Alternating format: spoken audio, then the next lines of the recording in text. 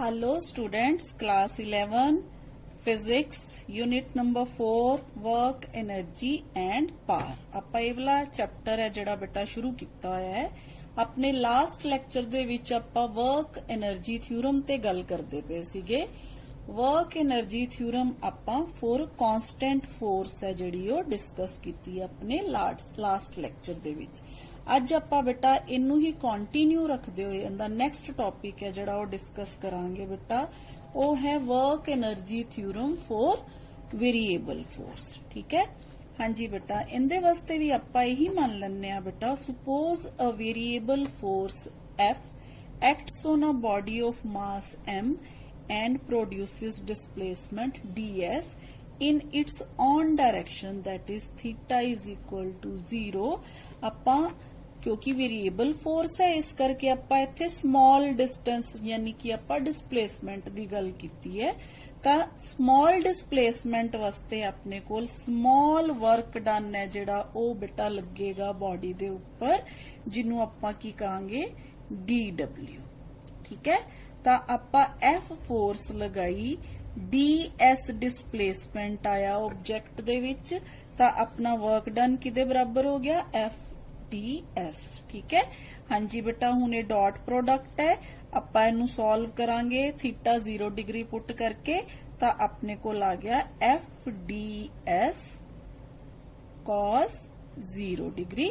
ठीक है, this is dw, cos 0 degree is 1, सो अपने कोल स्मॉल वर्क डन है जिहड़ा बेटा वो आ गया सिंपल एफ ds। ठीक है, ਆਪਾਂ स्केलर प्रोडक्ट लगा के अपने कोल जेड़ा वर्क आ गया वो सिंपली एफ मैग्नीट्यूड ते डिस्प्लेसमेंट है जेड़ा यानी कि उनदे विच आ गया। हाँ जी बेटा, हुण आपां नूं पता है कि जेड़ी फोर्स है ना according to Newton's second law, according to Newton's second law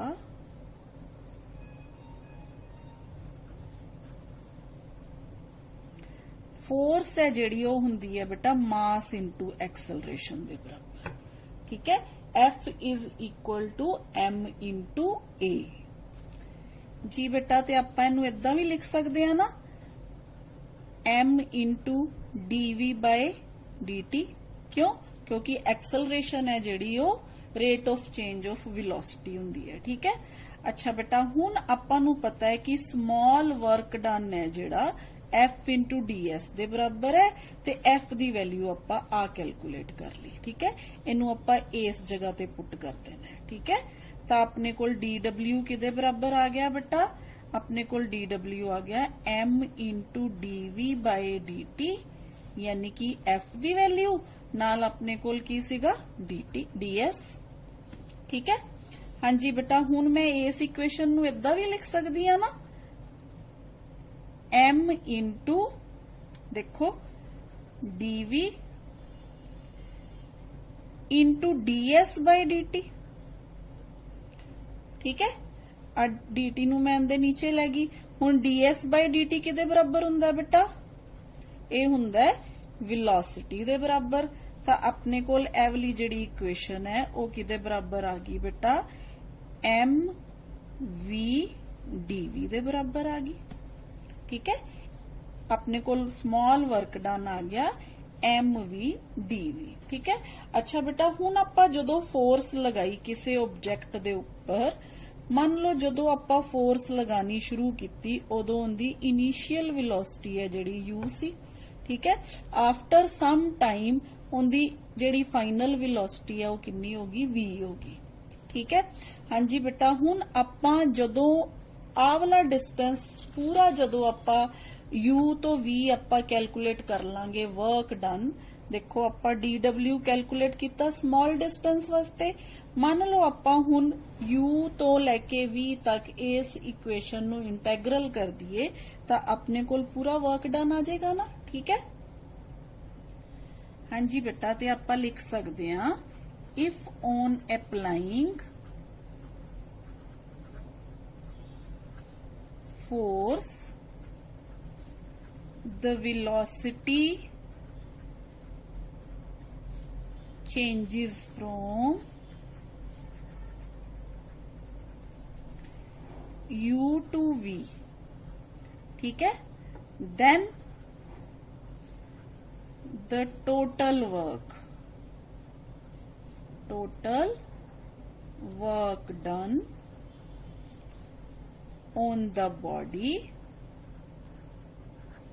कितना हो जाएगा बेटा हुन total work done, W is equal to MV DV U to V। ਆਪਾਂ ਇਸ ਇਕੁਏਸ਼ਨ ਨੂੰ ਇੰਟੀਗ੍ਰੇਟ ਕਰਤਾ बेटा U to V, ठीक है। इस इक्वेशन दे विच बेटा अपने कोल क्योंकि mass of the body constant है आपां उन्हें बाहर रख लिया, अपने कोल आ गया U to V V dV, ठीक है। हाँ जी बेटा हुन W इज इक्वल टू आपां जदों इनदा इंटैग्रल लांगे बेटा अपने कोल आ जाएगा V स्क्वायर बाय 2, ठीक है। लिमिट्स U to V, हुण आपां लिमिट्स पुट करनियां आंदियां, पहला आपां इत्थे V पुट करांगे फिर आपां इत्थे U पुट करांगे, तां अपने कोल इह वाली इक्वेशन इदां आ गई बेटा 1/2 कॉमन निकाल लिया आपां, ठीक है। अपने कोल आ गया M as it is V square, जदों आपां V वैल्यू पुट करती माइनस M U स्क्वायर, ठीक है। हाँ जी बेटा जे तुसी इहनू ध्यान नाल देखो ये फिर वही इक्वेशन आ गई ना, W इज इक्वल टू ए की अपने कोल फाइनल काइनेटिक एनर्जी, ए की अपने कोल इनिशियल काइनेटिक एनर्जी, यानी कि अपने कोल W is equal to change in kinetic energy of the body. यानी कि जेड़ी आपां work energy theorem constant force वास्ते आपां कैलकुलेट कीती सी, ओही आपां वर्क एनर्जी थ्योरम हुण वेरिएबल फोर्स वास्ते भी जेड़ी है वो प्रूव करती, ठीक है। So this proves the work energy theorem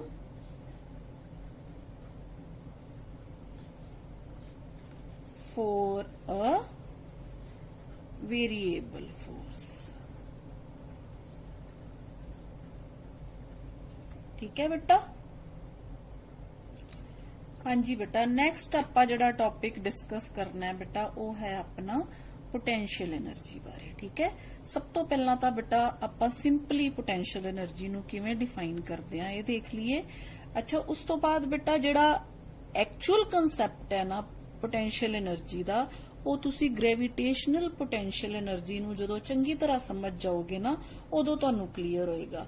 इस चैप्टर दे विच आपां सिंपल कंसैप्ट करांगे, क्योंकि जिहड़ा ग्रेविटेशनल पोटेंशियल एनर्जी दे बारे जिहड़ा डीपली तुसी समझोगे वो जाके समझोगे 6th यूनिट दे विच, ठीक है।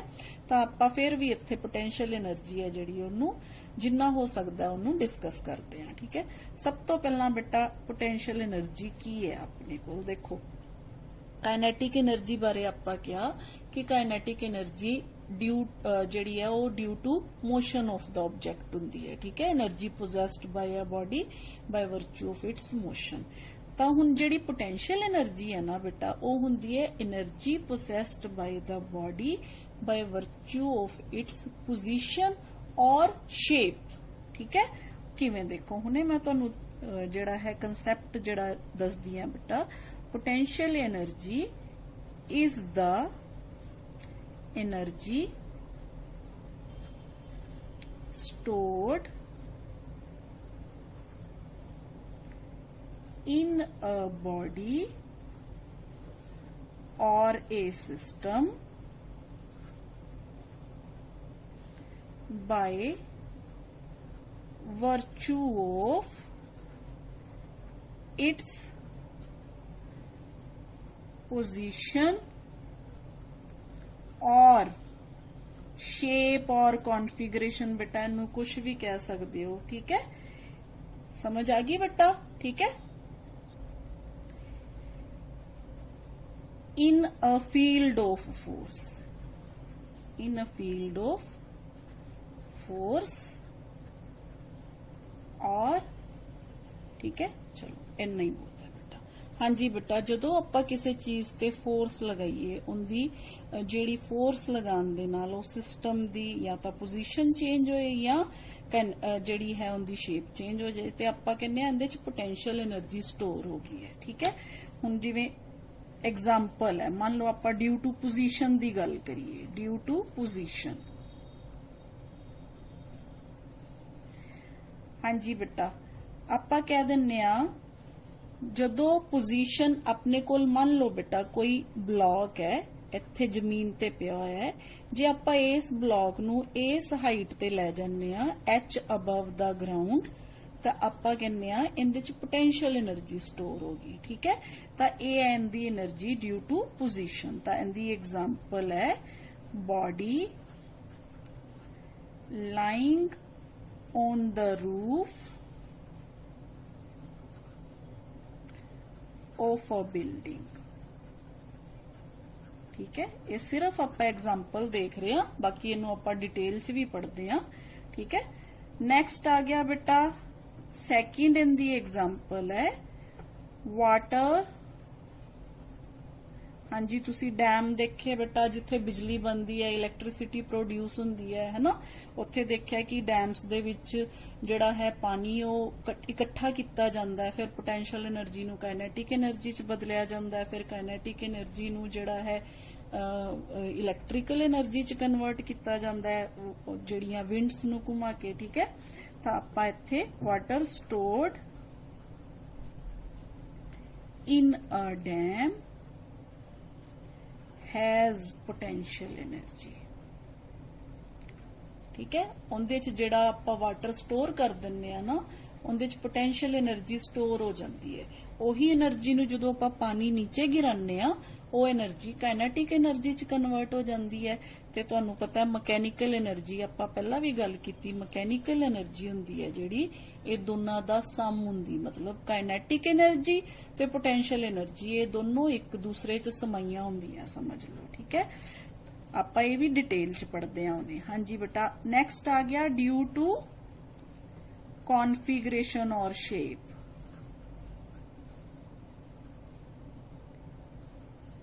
कॉन्फिगरेशन और shape.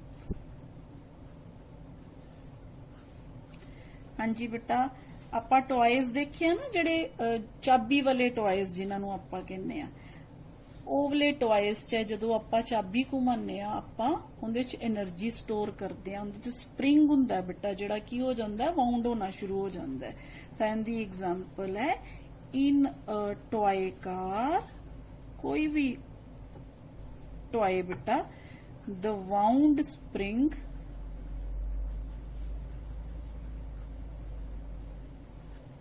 Has potential energy which moves the toy, moves the toy।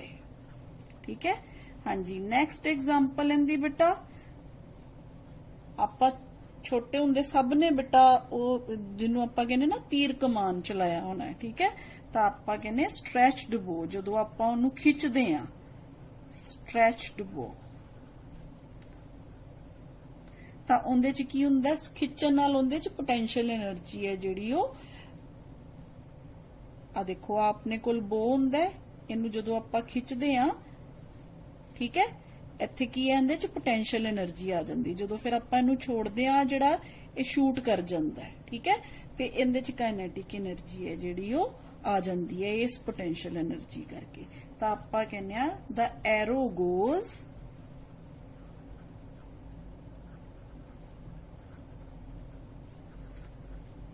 forward with a large velocity। किदे करके, ड्यू टू पोटेंशियल एनर्जी। ठीक है, ये है बेटा पोटेंशियल एनर्जी दियां एग्जांपल्स। हाँ जी बेटा, नेक्स्ट आपां हुण डिस्कस करते हैं ग्रेविटेशनल पोटेंशियल एनर्जी। ठीक है, हुण ग्रेविटेशनल पोटेंशियल एनर्जी की है बेटा, आपां इहनूं कहने आ it is the energy, it is the energy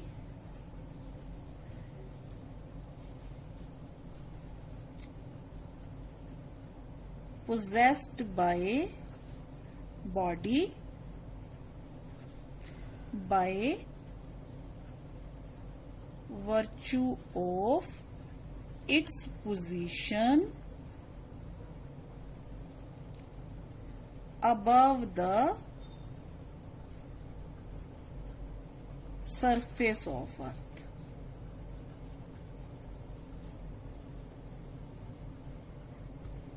हाँ जी बेटा, मतलब ये ਆਪਾਂ ਮੰਨ ਲੈਨੇ ਆ बेटा, एक्चुअली नहीं है। ਆਪਾਂ ਕੀ ਕਰਦੇ ਆ, ਆਪਾਂ ਮੰਨ ਲੈਨੇ ਆ कि ਜਿਹੜਾ ਸਰਫੇਸ है ना ਉਹ ਜ਼ੀਰੋ ਉਹਦੀ ਪੋਟੈਂਸ਼ੀਅਲ એનર્ਜੀ है ना ਜਿਹੜੀ ਉਹ ਜ਼ੀਰੋ ਪੋਟੈਂਸ਼ੀਅਲ એનર્ਜੀ ਤੇ ਹੈ। मतलब ਇਹ ਆਪਾਂ ਸੁਪੋਜ਼ ਕਰ ਲੈਨੇ ਆ।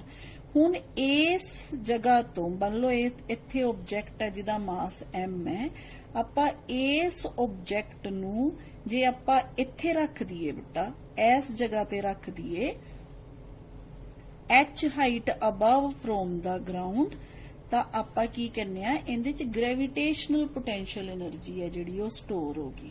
ਤਾਂ ਉਸ ਕੇਸ ਚ ਇਸ ਆਬਜੈਕਟ ਚ ਜਿਹੜੀ એનર્ਜੀ ਸਟੋਰ ਹੋਏਗੀ ਨਾ, ਉਹ ਕਿਦੇ ਕਰਕੇ ਸਟੋਰ ਹੋਏਗੀ, ਹਾਈਟ ਕਰਕੇ ਸਟੋਰ ਹੋਏਗੀ। ਠੀਕ ਹੈ, height means position above the surface of the ground, ਤਾਂ ਉਦੋਂ ਆਪਾਂ ਕੀ ਕਵਾਂਗੇ, ਗ੍ਰੈਵਿਟੇਸ਼ਨਲ ਪੋਟੈਂਸ਼ੀਅਲ એનર્ਜੀ। ਤੇ ਜੇ ਆਪਾਂ ਇਹਦਾ ਐਕਸਪ੍ਰੈਸ਼ਨ ਦੇਖਣਾ ਹੋਵੇ ਬੇਟਾ, ਆਪਾਂ ਕਿੱਦਾਂ ਦੇਖਾਂਗੇ ਐਕਸਪ੍ਰੈਸ਼ਨ, ਯਾਨੀ ਕਿ ਫਾਰਮੂਲਾ ਆਪਾਂ ਕਿਵੇਂ ਇਹਦਾ ਜਿਹੜਾ ਹੈ ਦੇਖਾਂਗੇ, ਗ੍ਰੈਵਿਟੇਸ਼ਨਲ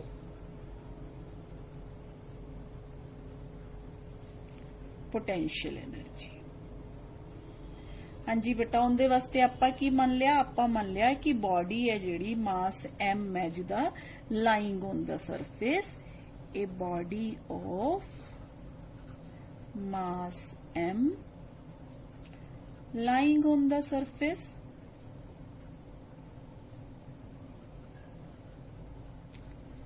ऑफ अर्थ।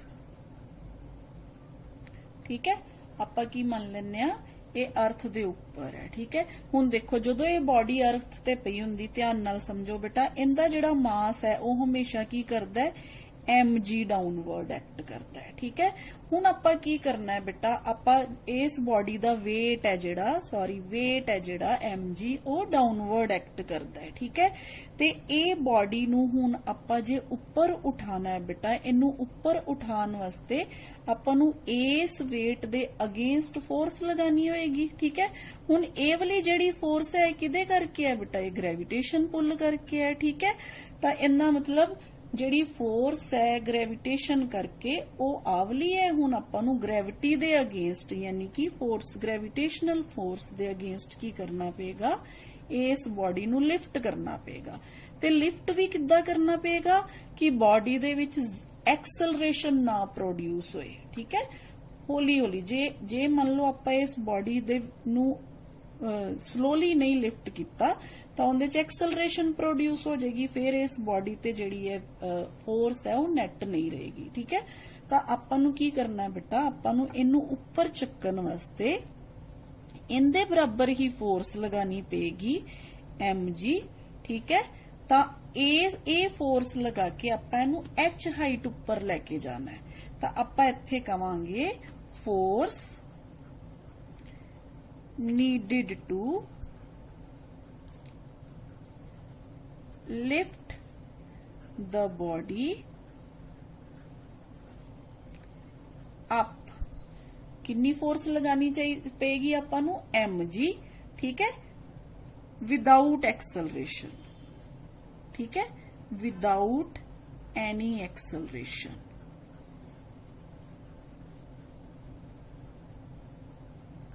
ਤਾਂ ਆਪਾਂ ਕੀ ਕਵਾਂਗੇ ਬੇਟਾ, ਫਿਰ ਉਹ ਵਾਲੀ ਫੋਰਸ ਕਿਹਦੇ ਬਰਾਬਰ ਹੋਣੀ ਚਾਹੀਦੀ ਹੈ, mg ਦੇ ਬਰਾਬਰ ਹੋਣੀ ਚਾਹੀਦੀ ਹੈ, which is weight of the body, weight of the body। ਠੀਕ ਹੈ, ਹਾਂਜੀ, ਹੁਣ F ਫੋਰਸ ਲਗਾਉਣ ਨਾਲ, ਇੰਨੀ ਫੋਰਸ ਲਗਾਉਣ ਨਾਲ h ਹਾਈਟ ਉੱਪਰ ਚਲਾ ਗਿਆ, ਤਾਂ ਵਰਕ ਡਨ ਕਿੰਨਾ ਲੱਗਿਆ ਬੇਟਾ, ਫਿਰ ਵਰਕ ਡਨ ਇਨ ਕੀ ਕੀਤਾ ਆਪਾਂ ਬੇਟਾ, raising it through height h। ਠੀਕ ਹੈ, in raising the body through height h।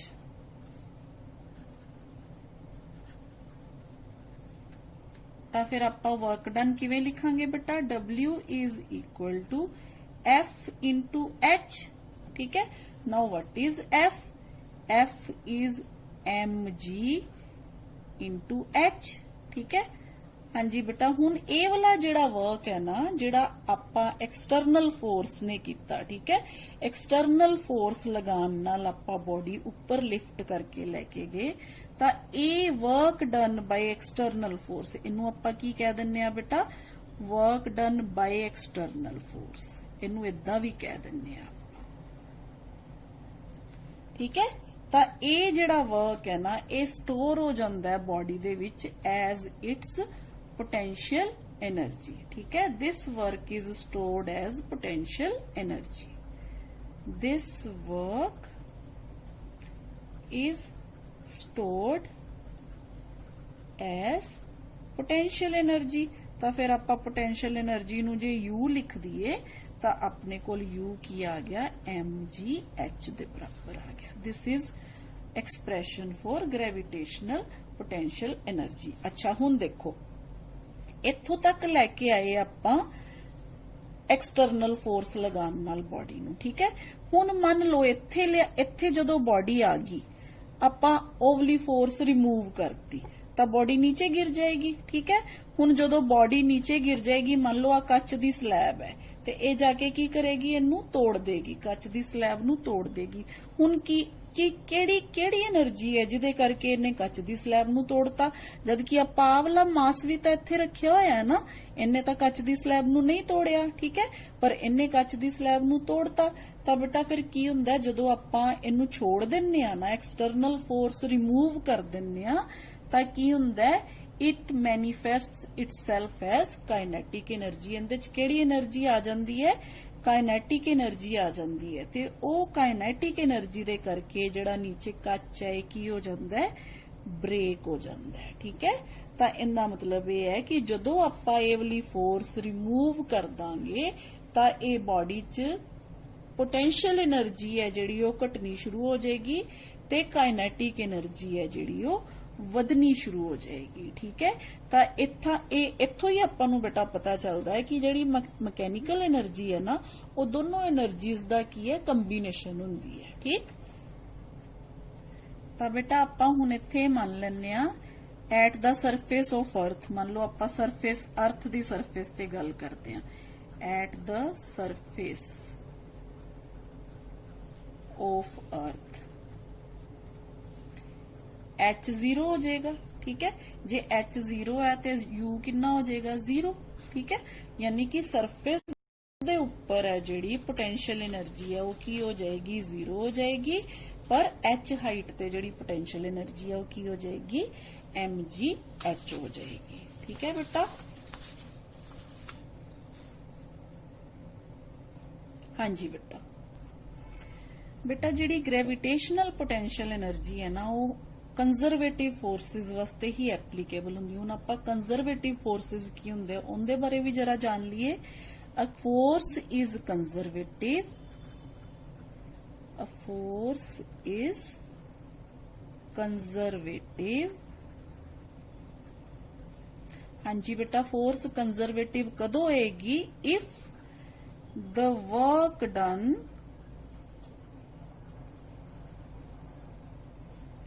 by the force in displacing a particle या a particle from one point to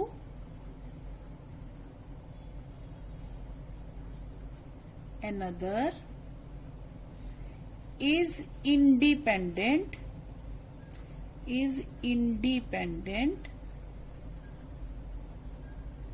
of the path followed by it।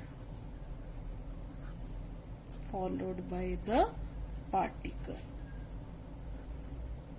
ठीक है, and depends only on the initial and final point. ठीक है, या आपा end point कह देने हैं, and depends only upon the हाँ जी बेटा किदे ते डिपेंड करे, फाइनल पॉइंट केड़ा है, यानी कि आपां कित्थों तक बॉडी नू लैके गए. ठीक है, ऑन द एंड पॉइंट. जिवें बेटा देखो आपां इस ऑब्जेक्ट नू एच हाइट अबव लैके गए तां जिहड़ी फोर्स है वो सिर्फ ਆਪਾਂ ਨੂੰ ਕੰਜ਼ਰਵੇਟਿਵ ਫੋਰਸ ਇਸ ਕਰਕੇ ਹੈ ਕਿ ਆਪਾਂ ਹੁਣ ਇਹ ਨਹੀਂ ਦੇਖਿਆ ਕਿ ਆਪਾਂ ਨੂੰ ਐਚ ਨੂੰ ਜਦੋਂ ਆਪਾਂ ਕਿਸੇ ਇਸ ਬੋਡੀ ਨੂੰ ਐਚ ਤੱਕ ਲੈ ਕੇ ਗਏ ਆਪਾਂ ਇਹਨੂੰ ਸਿੱਧਾ ਲੈ ਕੇ ਗਏ ਜਾਂ ਆਪਾਂ ਇਹਨੂੰ ਸਟੇਅਰਸ ਤੇ ਚੜ ਕੇ ਲੈ ਕੇ ਗਏ. ਠੀਕ ਹੈ, ਇਹ ਕੋਈ ਮੈਟਰ ਨਹੀਂ ਕਰਦਾ. ਯਾਨੀ ਕਿ ਆਪਾਂ ਜਦੋਂ ਆਬਜੈਕਟ ਨੂੰ ਉੱਪਰ ਲੈ ਕੇ ਜਾਣਾ ਹੈ, ਮੰਨ ਲਓ ਇਸ ਹਾਈਟ ਤੋਂ ਇਸ ਹਾਈਟ ਤੇ ਲੈ ਕੇ ਜਾਣਾ ਆਪਾਂ ਆਬਜੈਕਟ ਨੂੰ, ਤੇ ਆਪਾਂ ਚਾਹੇ ਇਦਾਂ ਲੈ ਕੇ ਜਾਈਏ ਚਾਹੇ ਆਪਾਂ ਇਦਾਂ ਲੈ ਕੇ ਜਾਈਏ. ठीक है, ये नहीं डिपेंड करता. डिपेंड ये करता है कि उनकी इनिशियल पोजीशन ऐ सी ते फाइनल पोजीशन ऐ सी. ठीक है, हाँ जी बेटा. ते gravitational force, electrostatic force and force of spring are all the examples of conservative forces. ठीक है, हुण आपां गल करदे हां बेटा नॉन कंजरवेटिव फोर्सेस दी. जी बेटा, नॉन कंजर्वेटिव फोर्स है if the amount of work done in moving an object against a force from one point to another point depends on the path along which the body moves then such a force is called non conservative force. मतलब इस case च किहड़े रस्ते तो आपां किसी object नूं एक थां तो दूसरी थां ते लैके जा रहे हां, ये मैटर करता है. ठीक है, तो इहो जिहियां फोर्सिस जिहड़ियां हुंदियां ना बेटा वो है फोर्स ऑफ फ्रिक्शन ते विस्कोसिटी. ये दोनों है जिहड़ियां कंजरवेटिव नॉन कंजरवेटिव फोर्स दियां एग्जांपल्स है. ठीक है, तो अज लई बेटा इन्ना ही. नैक्सट आपां नैक्सट लैक्चर दे विच पढ़ांगे. थैंक यू बेटा.